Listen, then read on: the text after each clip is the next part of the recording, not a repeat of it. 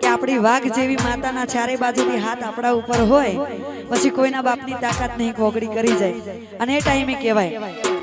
એ જે અમારી હોમે પડવાના મારી શિકોતર